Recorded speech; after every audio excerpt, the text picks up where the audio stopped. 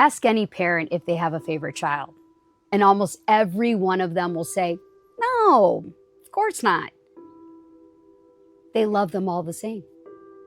Ask the kids, though, and you'll hear a very different story. Most adult children can tell you exactly where they rank, even if it was never said out loud. And it turns out the kids are onto something. One of the most famous actresses in Hollywood history had children who found out exactly how true that is, the hard way. Here's the thing about favorite children. Almost no parent will admit to having one. But researchers who study this for a living have the data, and it tells a very different story. Family researchers at Purdue and Cornell spent years interviewing parents in their later years about their adult children. And the results were strikingly consistent. The majority of mothers, and most fathers too, could name a child they felt closest to, leaned on more, or simply favored, even if they've never said it out loud. And nowhere did that play out more publicly than with one of the biggest movie stars of the 20th century.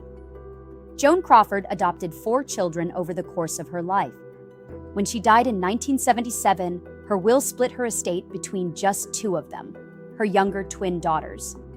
Her 2 oldest children, Christina and Christopher, received nothing, not a smaller share, nothing. The will stated it was intentional, quote, for reasons which are well known to them, and left it at that. No explanation, no accounting.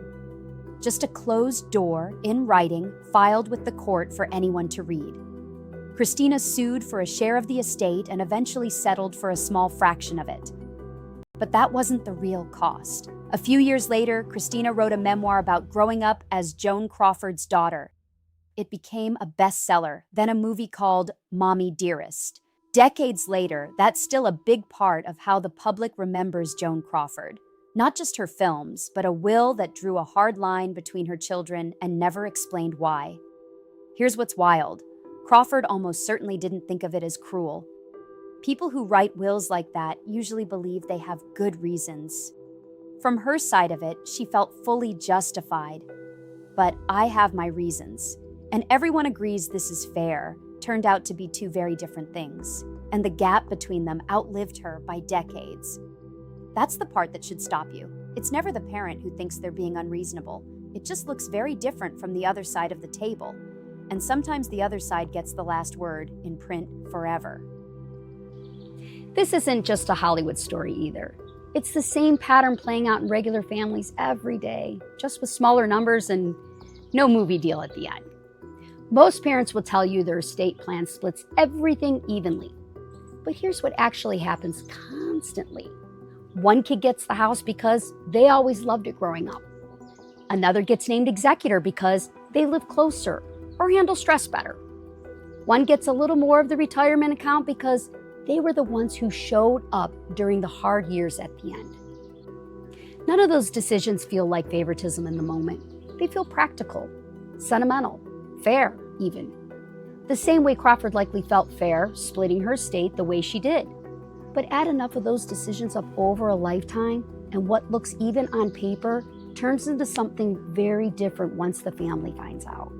So what's the final outcome? Not what any parent intended. Kids who stop speaking, families that never sit at the same table again.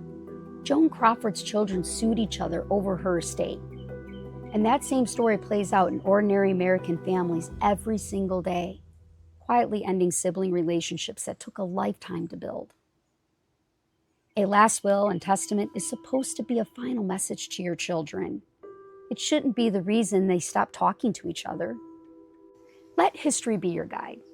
Joan Crawford's will is still being talked about almost 50 years later.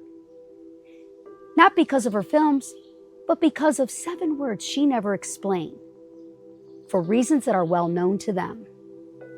Don't let your family be left wondering the same thing when it comes to your will and estate planning. If you enjoyed this video, please hit like and subscribe. See you in the next one.